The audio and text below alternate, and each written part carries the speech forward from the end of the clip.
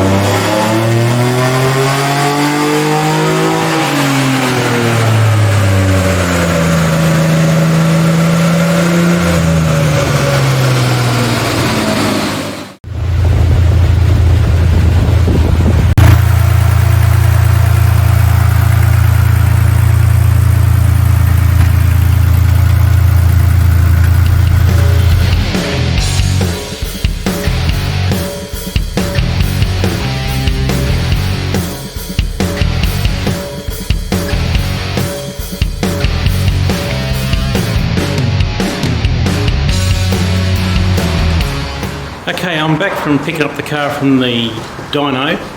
So what I'm going to do is unload it and bring it in, change the wheels and put the rear wing on it, which I've painted. And I've got to have a bit of a clean up first because I've had another car in here, a Subaru, that I put sump guard and fuel tank guard on. So the place is just an absolute mess.